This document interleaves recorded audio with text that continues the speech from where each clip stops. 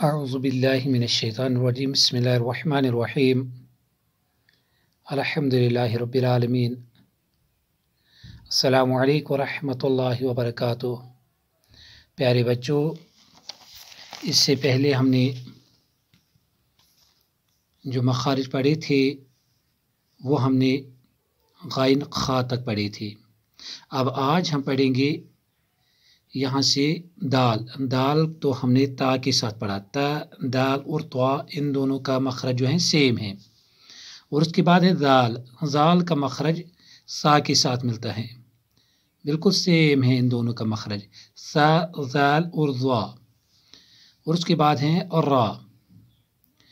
زبان کا کنارہ اور کچھ زبان کی پشت، یہ جو زبان کا کنارہ اور پشت ہے یہ دونوں تھوڑے تھوڑے ملتے ہیں ثنایا کے ساتھ، ثنایا علیہ جو اوپر والے سامنے کے دو دانت ہے، اور رباعی کے مسوڑوں سے جو ثنایا سے ملے ہوئے چار دانت اور ہے تو ان کے ساتھ بھی تھوڑا سا ٹچ ہوتا ہے، لیکن اوپر والے را را را را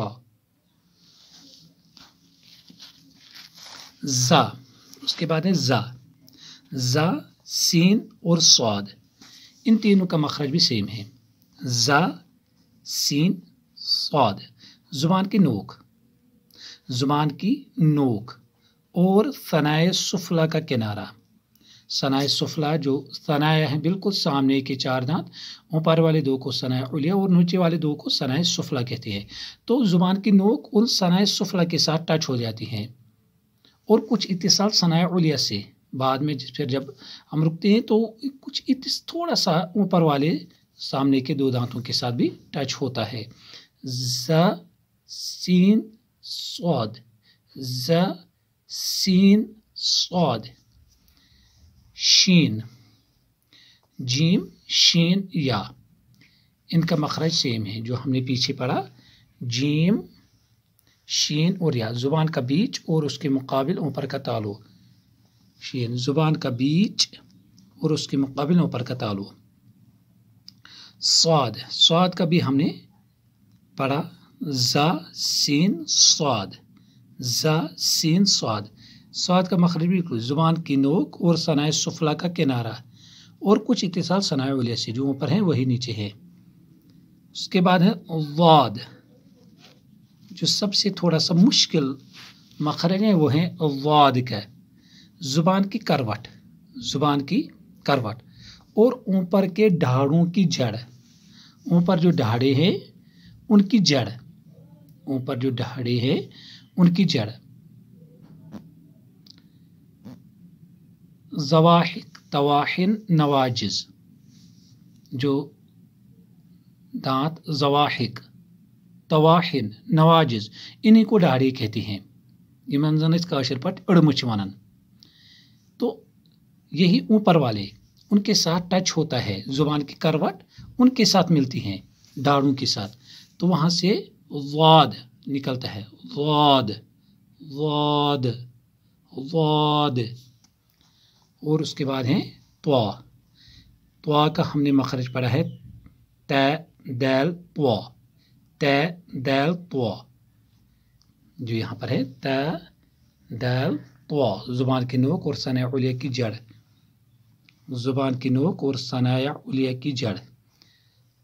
ضا، ضا کا ہم نے پڑھا ث، ذال، ضا، زبان کی نوک اور ثنایا علیہ کا کنارہ۔ اس کے بعد ہے عین۔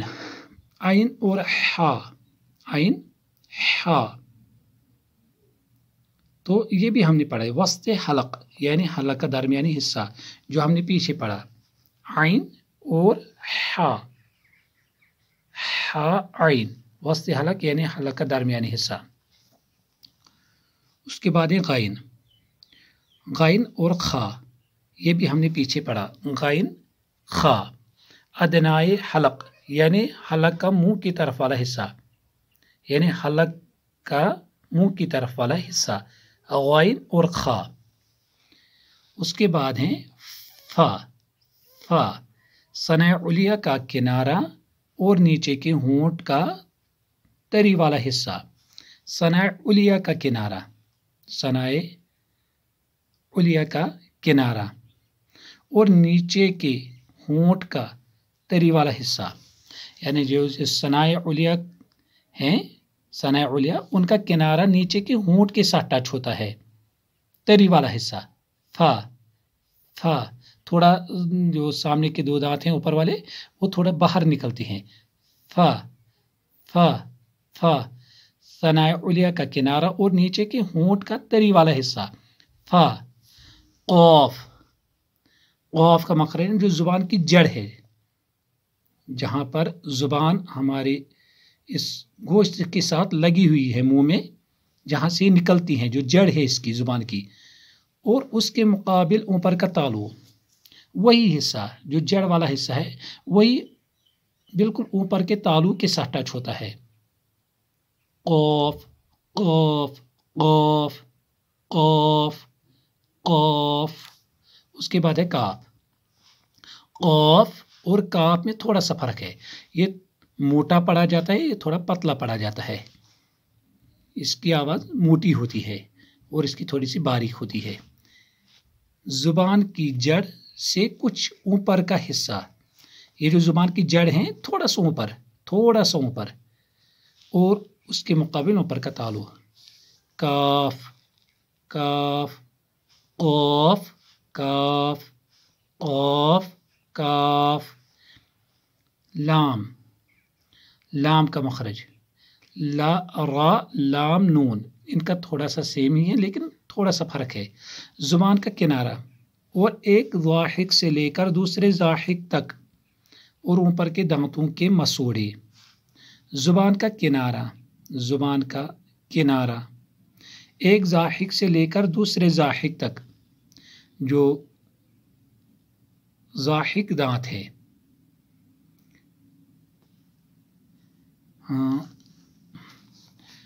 अनियाब के बाद, अनियाब जो नोखदार दांत हैं, उनके बाद जो 4 दांत और हैं तो उनको ज़ाहिक कहते हैं, ज़वाहिक कहते हैं। फिर इन ये जो अनियाब, इसी तरह अनियाब के बराबर में 4 दांत और हैं, दाएं बाएं ऊपर नीचे एक एक, उनको ज़वाहिक कहते हैं। यही ज़वाहिक के साथ जुबान का किनारा और एक ज़ाहिक से लेकर दूसरे ज़ाहिक तक और ऊपर के दांतों के मसूड़े, जो ऊपर के दांतों के मसूड़े हैं उनके साथ भी टच होता है। लाम लाम लाम। मीम, दोनों होंठों की खुश्की का हिस्सा, दोनों होंठों की खुश्की का हिस्सा, जो हमारे होंठ है खुश्क वाले हिस्से जो बाहर है, वही जब आपस में मिलते हैं तो वहाँ से मीम निकलता है। Meme meme. नून, जुबान का किनारा एक नाब से लेकर दूसरे नाब तक, जो नाब हैं सनाया से मिले हुए 4 दांत और हैं, उनको